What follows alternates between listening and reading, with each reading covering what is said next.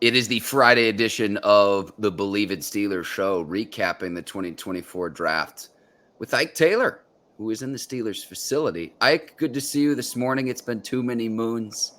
How are you, my man? What a great morning to be alive, Mark. Haven't talked to you officially on the podcast because we both been busy when it come down to this football, but so good to see you. Absolutely. So we'll recap the draft. The Steelers decline Najee Harris's fifth-year option for the 2025 season. Also talk about the possibility of Justin Fields used as a kick returner. We'll talk about it. But first, Ike, let's pay some bills. Today's sponsor of Bleav in Steelers is brought to you by BetOnline.ag. NBA's playoffs, NHL playoffs in full swing. And if you want to place a bet on any of the action, BetOnline.ag is the place to do it. Yes, BetOnline.ag, 24/7, 365, regardless on what sport. Make sure y'all go to BetOnline.ag. And they'll get you started over at betonline.ag. BetOnline, where the game starts. And Ike, a new sponsor of Bleav in Steelers, very excited to tell our listeners and viewers about Melin, a hat company, hatwear. And Ike, you got yours on, I got mine on, but really, really stylish, like West Coast style hats. Could be for the golf course, could be for the mountain range, could be for the beach. Melin Hats, new sponsor of the Bleav in Steelers show. Man, if you want that West Coast swag, even though you're in the South or in the East, make sure y'all tip y'all hat with the melons. I almost feel like Rob Lowe when he was at the NFC Yeah. Championship game on. I haven't worn a hat like this probably since I played baseball as a kid, but they fit great too. They're adjustable as well. Very comfortable. Yes, correct. Man, I'm a hat guy, and as soon as I got the hats in the mail, Mark, I said this is a West Coast kind of swag, fits my personality. Yes. So we'll have the information in our show notes for our listeners and viewers. Check out Melon Hats, and thank you to them, presenting sponsor of Bleav in Steelers. Ike, you were in the Steelers facility for the 2024 draft. Last year, you said Omar Khan turned into the Hawk, and it seems like Omar Khan crushed yet another draft. What happened? You were boots on the ground. The floor is yours. Man, I keep telling people all the time, like, man, the man just he wants to win, and when it comes down to the draft and the process of the draft, Mark, we got to understand he waited 20 years to get himself in this position.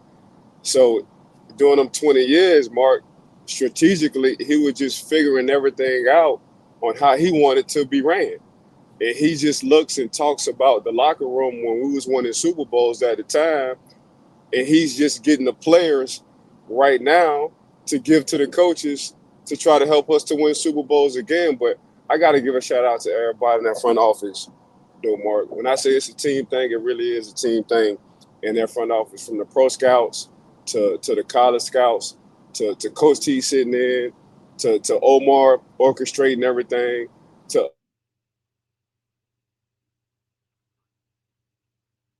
We lost Ike for just a second. We'll get him back. But to piggyback off what Ike is saying as well, I look at it from the standpoint of what are other teams saying about you? What are other franchises and other fans right, and other people that cover other teams saying about you? It's a consensus right. that the Steelers knocked the draft out of the park. Ike, we got you back. Please continue. No, so it's hard. It's hard to get a few guys that you like, because you gotta look at it, man. We start off with a lot of guys, and you narrow the guys down, and we try to get guys that fit the Steeler mold, and for the most part, O pretty much hit on every guy. Well, we pretty much hit, but O orchestrates it. Omar, I'm talking about Khan, our GM. We pretty much got everybody that we needed and we wanted. Usually, you get guys um, at at that position, best available. But when you can get the best available guy that you wanted, that's rare. But again, like you say, just looking at it from the outside in, seeing what all the other teams have to say about you, Omar knocked it out the park again. Ike, I want to talk about the first round pick, Troy Fautanu. The last time the Steelers drafted someone named Troy, it worked out pretty well. I think so. I think so. Uh, I tell you, man. His temperament, the fact that he's always been a Steeler. We was his favorite team. The fact that in 2016, I think he tweeted at Steelers 2016, "Let's go, my boy." That's exactly what he tweeted. And fast forward to 8 years later, we wind up drafting him. So it just all fell in line. We loved Troy. Troy loved us. So I can only imagine the input and the impact he's gonna have on being a Steeler. I want to explain why this pick made a ton of sense. So Dan Moore Jr. is entering the final year of his contract. Right? Very favorable, a little bit more than $3.5 million. Regardless if he stays in Pittsburgh or not, that is going to be a more expensive contract beyond the 2024 season. Uh-huh. You address an area of need and get out ahead of that before, if Dan Moore Jr. goes to another team, then you have to draft a rookie, or you have to sign a free agent, or you have to make a trade. And if it's a young player, you have to fill that void immediately. Uh-huh. You bring in Troy Fautanu to where you can bring him along. Hopefully he and Broderick Jones are your tackles for the next decade. That's the idea behind this. Where they play left tackle, right tackle, we could talk about between now and the start of week 1. Right. But you have 3 tackles now that you're confident in. The Steelers always do a great job of bringing their rookies along, not putting too much on them too early, because once you're a starter, you're a starter in the NFL. Yeah, once you start, ain't no coming back. So you got to tread water. You got to tread water light when you bringing these young men, Yeah. into the big boy world. So say, and you said it right. The Steelers do a great job of controlling and understanding. Look, we're not just gonna throw this kid out in the water, in the ocean. Let us train him. Let us put him in the pool, and then when we think he's ready to get in the ocean, we're gonna throw him in the ocean. Because once you get to starting, you're just in the ocean with a lot of sharks. So it's steps. It's steps to it, and the Steelers do a good job when it comes down to the offensive line of baby stepping and looking at the schedule and seeing when a kid should play and a kid should start, depending on how well they've developed over the course of 8, 12, 10 weeks. So, but to get to polar bears, and what I mean, Broderick last draft in the first round, he's a polar bear. And what I mean by polar bear is big guys who are agile and who move, but they also have controlled temperaments. So to get another polar bear in Troy this year, I mean, it's hard finding 2 polar bears back to back drafts. But again, Omar Khan, the con artist, and did it again. Well, this is what happens when 6 quarterbacks go in the first 12 picks. There are going to be some really talented players that fall, and that's what happened here. So the Steelers still needed a center, right? Mm-hmm. But look at the contract value, and this is where I credit Omar Khan in the front office yet again, Ike. Mm-hmm. When they have an additional year, the 5th-year option for Fautanu as a tackle, that's heck of a lot more valuable than even your best interior lineman. Your best tackles in the NFL, and this is where I'm going to put my GM hat on. We're both wearing hats right now. Okay. Your best tackles in the NFL are going to make more money than your best interior linemen. So you address both needs. You get a tackle. You've got the extra year for the 5th-year option, more contractual. You have control of that from the front office standpoint.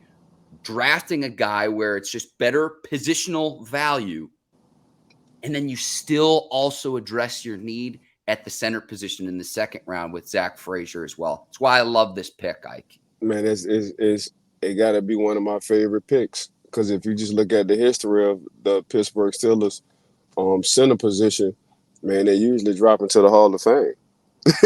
So that's all you know. But Zach is a Steeler. Zach been a Steeler since day one. Zach been a Steeler since he won 4 wrestling championships in the state of West Virginia in high school. Zach been a Steeler since he broke his leg and he tried it off because he didn't want to cause the team a timeout. Zach is a Steeler because his temperament on the field and how smart and how high of a football IQ he is. Zach is a Steeler because Zach wanted to be a Steeler. So when you just get all that wrapped in a nutshell, Mark, not only did you get a position and a guy you wanted at that position, you got a guy who's been bleeding black and gold since he was a baby. That's how I know you've been watching tape. Did he do that in college where he broke his leg and trotted off the Yes, field? yes, yes. Broke his leg. Broke his leg. Sorry, broke his leg.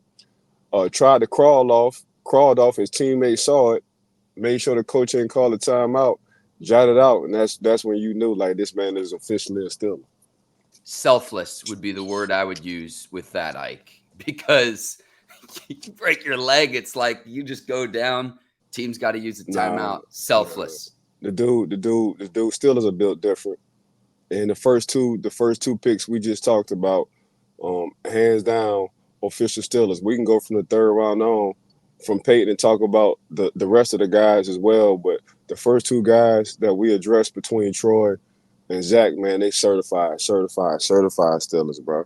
You mentioned the history at the position, Dermontti Dawson, Mike Webster, Marquise Pouncey. I'm probably forgetting 2 or 3 players in that mix, Ike, but a tremendous legacy. It's a position that they haven't gotten right since Marquise Pouncey retired in 2021. So hopefully you've got your center for the next decade to where it's like we've got 3 maulers up front, Ike. And when I pop on the tape with Frazier too, the word I used when we talked last year on the pod was violent hands. And Pittsburgh fans know all about this, a thing called the backyard brawl. You pop on the tape and he is manhandling opposing defensive tackles at the line of scrimmage. And again, it's the violent hands that sticks out to me. Man, it's just how you going to respond when everything isn't going your way. And for Zach, he just checked off every box. And that's when you call yourself a Steeler. How you going to be selfless, and be a leader and the captain of the offensive line. And that's when you call yourself a Steeler. How you just going to, win for state championships in wrestling. I don't think people understand how hard wrestling is. I got to not witness, but actually hear from James Ferry, a pot dog, linebacker at the time when I played with him, because he wrestled, and he was telling us how strenuous it is to lose weight. How you start off and running 3 to 4 miles before you get to practice. Then you have practice. Then after practice, you got to run 3 or 4 miles. So it's the mindset when it comes down to wrestling. So what we call a tough workout, they do that on the norm. So I respect the heck out of wrestling because I know what you got to do, what you got to put into it. You're really training your body to do something that your body normally doesn't do. But at the same time, man, you just building that immune system for the mind. And that's exactly what you need coming from a center. And it's hard to find centers in the world these days. Just think about how many centers actually get drafted. Mark, you want to talk about 5, maybe 6 in the world that actually get drafted. So when you find one, you damn near better get one. I'm so glad we found one in Zach.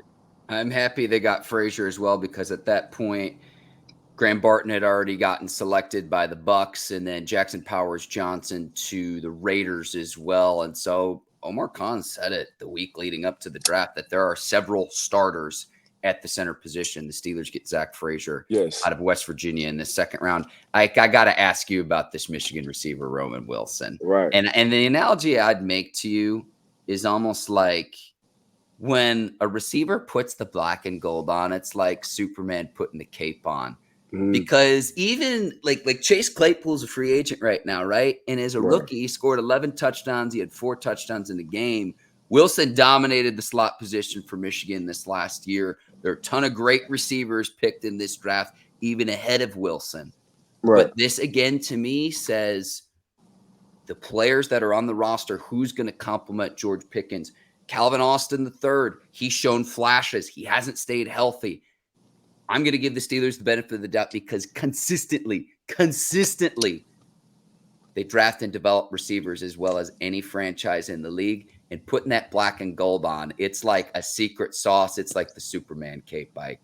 Yeah, I'm gonna phrase it up like this, and it's coming out of Rome's mouth. Rome said, "If you don't block, you don't get the rock." So that's showing me how selfless he is. So he walking into the building day one, understanding how important blocking is. You ain't even got to coach him for that, because that's a want to. When you look at George Pickens and you see that alien and all the fantastic things he can do on being a receiver, what he's known for as well, blocking DBs and getting and putting himself in harm's way to make sure the running back or the receiver who has the ball other than him is getting extra yards. So when you got a rookie come straight into the building saying, Coach, if I don't block, I ain't getting the rock, he understands exactly what he needs to do. Well said, Ike. Well said. I still think there's a move to be made this offseason. Like, Quan Alexander was signed in late July last year, and he was a key contributor to the defense. Right. Whether it's trade, I still think there's a move to be made at the receiver position. But the Steelers certainly getting back to that bully ball mentality, which is certainly exciting. We'll talk about Payton Wilson as well out of NC State. And Ike, this was my guy. He's right here in my backyard. Everyone pops on the tape from that Notre Dame game when he's running 23 miles per hour, Right. chasing down ball carriers that can run 4.3, 4.4. Right. I pay attention to what his head coach says the following Monday. When he was quoted as telling reporters, Payton Wilson ran as fast as anyone in the history of the entire program.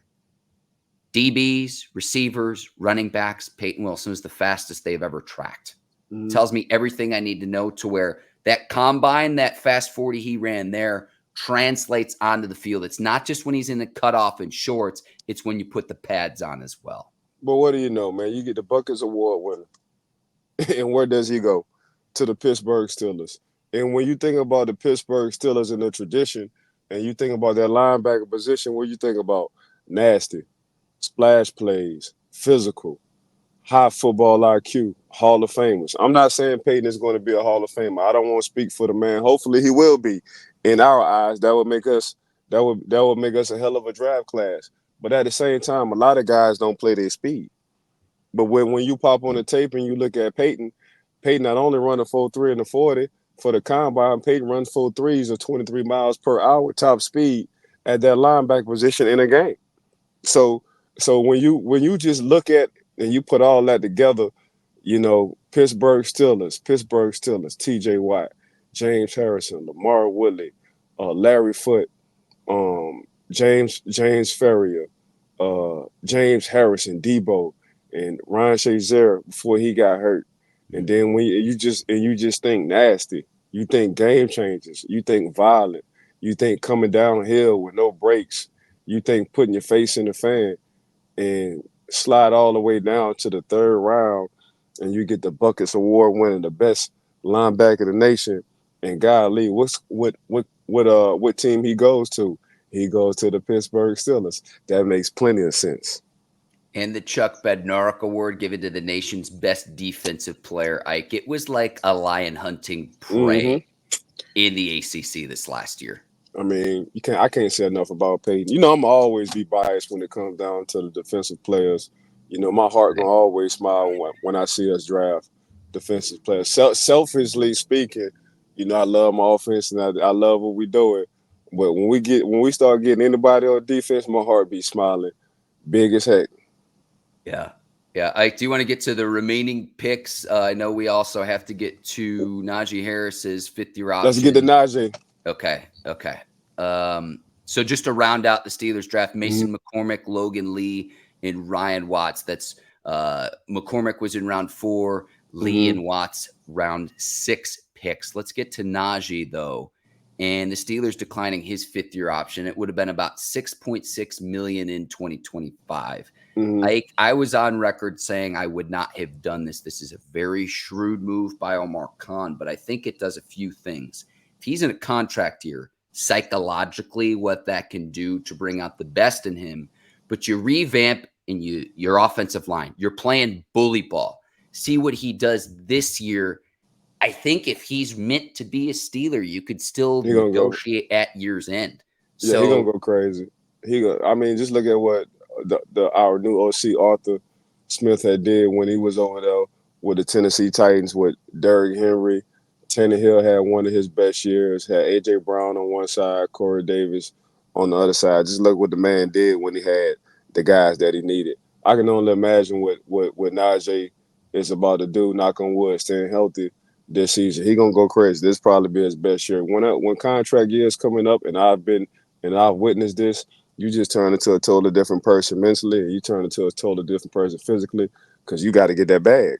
I went through it twice. Every time my contract came up, that contract year, if I wasn't extended and I had to play that year out, it's a y'all got me effed up mentality. I'm about to show y'all since y'all don't want to pay me, and you just play outside your body from that point on. So it's like a survival mode. It's like throwing me into the jungle or the woods and just give me a few things to survive with. I'm gonna show your ass I can survive. So that contract year puts your mind at a different perspective, puts your body at a different perspective. It really feels like you against the world. So I can only imagine how crazy Najee gonna go this year on playing football, especially when you got an OC like Arthur, who's going to know how to use him now on the front office. And the Omar standpoint, Omar been doing this for years. People got to understand he's been a contract guy. He's been a contract guy since the New Orleans Saints. So you can't tell him on how to do contracts and his gut feeling on what should happen, on what he think would happen. So Omar's just got a spider sense pretty much on every player situation and what he thinks and what's best for the team to do. Coming from a player standpoint, you might feel played and you should feel played coming from a player standpoint. But coming from an Omar standpoint in front office, the man been doing it for so long. He was one of the first. He was one of the first to do Ricky Williams' contract way back in the day for the New Orleans Saints, and that really like blew him off the map. And from that point on, he's been a contract guy. So not only the Pittsburgh Steelers have a contract guy that knows everything about contracts and money, they got a guy who been waiting in the cut, honing his skills and figuring everything out when it comes down to draft and being a GM. See, and I was talking to somebody about this in a front office, like how many guys did contracts then became GMs. You feel me? So you getting a 2-for-1. You getting all in one. The man been sitting around Kevin Colbert all these many years. The man been sitting around with the New Orleans Saints all the years. So he just figured everything out. So man, you really ain't gotta go nowhere. You ain't really gotta get a contract guy and a GM. You get a 2-for-1 guy. So so O understands both sides of the field. From a player standpoint, you should feel played. From a front office standpoint, coming from Omar and the Steelers' perspective, that's just how the business is. I could use the word shrewd, but I'm going to use two words to Mm-hmm. describe Omar Khan's style. Mm-hmm. It's his understanding of positional value. Right. It's Well, top notch. It's top notch, Ike. I'm a my personal opinion. These last 2 years, I feel like we got the best GM in the world.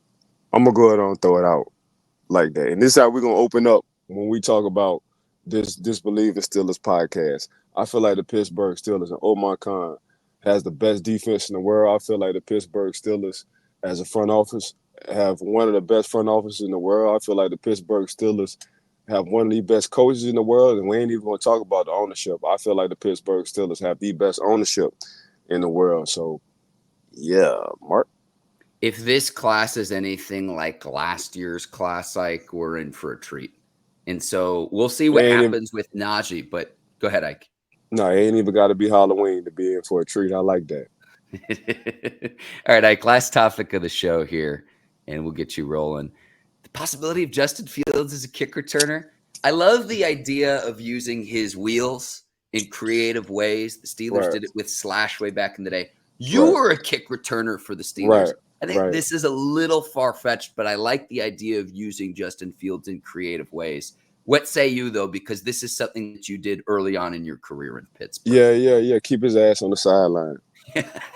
Yeah, I'm not using no Justin Fields. Me personally, I wouldn't use Justin Fields as no damn kick returner, man. We talking about a potential, starter back in the league. A reset button coming to the Pittsburgh Steelers. All his attributes he brings to the table. Using his legs, using his speed, using his arm. The man just let him settle down in the offense that he's going to learn and continue to grow, and we can take it from there. But as far as like putting him on kickoff return, that's a whole different world, man. Leave his ass either on the field, on the center, behind the center, or whatever position he needs to be. But nah, I'm definitely ain't putting him at no damn kickoff returner. That's something I'm not doing. it's not that he doesn't have the ability to Has the either. ability. Correct. You're right. Has the ability. He has the ability to play receiver, but he's definitely a certified quarterback. But Yes. I'm not. You just get an error on his size. When you see Justin Fields in person, you like, oh my gosh, this dude is built not only like a quarterback, but beyond a quarterback. So your mind, and Coach Dan, our special team coach, he see that kind of guy, see that kind of body, and see his kind of talent.